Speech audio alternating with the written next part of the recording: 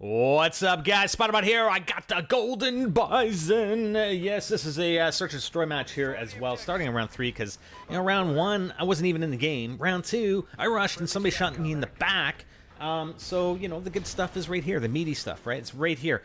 So, just want to show that. It's my second weapon that I've gotten golden.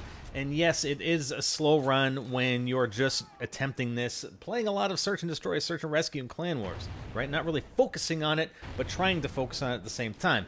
But I wanted to talk about the patch that was released yesterday, I believe, on Xbox 360, Xbox One, and I think it came out today. I had a 700 and some meg download for PS4 Ghosts today, so I believe it's applied to PS4 now. But the biggest thing in the patch notes, the MSBS has been, quote-unquote, rebalanced, i.e. nerfed.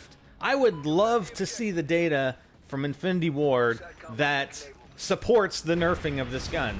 Is it the guys from Infinity Ward looking at data, or is it people whining, complaining on Twitter, on YouTube, whatever?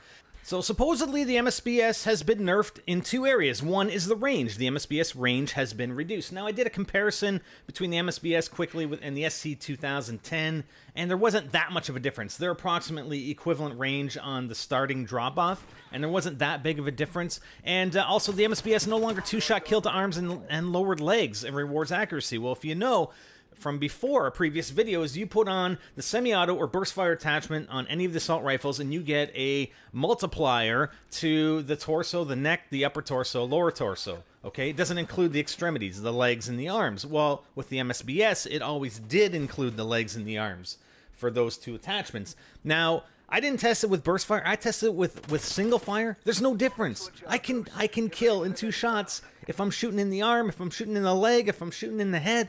Anywhere, there's no difference. Now, maybe they only applied it to the burst fire attachment, but that doesn't make sense because those multipliers are supposed to be added to the single fire and to the burst fire. I mean, it's pretty hard to test in a testing environment unless you can really slow it down to get 2 out of the 3 burst fire shots onto the arm and then purposely miss the other one. So we didn't even try. We did it with the single fire attachment, and it was the same as it always has been with the MSBS. It's 2 shots. Any other assault rifle with a single fire attachment, it is at least 3 shots in the arm to take an opponent down. Okay, the third thing, and this applies to every gun, supposedly, the fire rate on the MSBS and to all burst fire attachments, and they should just say it's burst fire attachments because really the MSBS is by default has the burst fire sort of attachment as part of the weapon, right? And then you can put on the single fire attachment or the fully auto attachment. But supposedly the fire rate on all burst fire attachments and the MSBS have been reduced. So really that's the biggest news coming out of the patch notes. I really didn't have a big problem with the MSBS. I mean, if a weapon is so overpowered, we would see everybody and their brother running around with this thing, and I barely ever get killed by an MSBS. I don't really care. I mean, is it overpowered and overused that much that we have to, bend to the will of the vocal minority and change, nerf the MSBS? I don't know. What do you guys think? Anyways, that was the Golden Bison and a little discussion about the patch that has been out over the past couple days on Xbox and on PlayStation.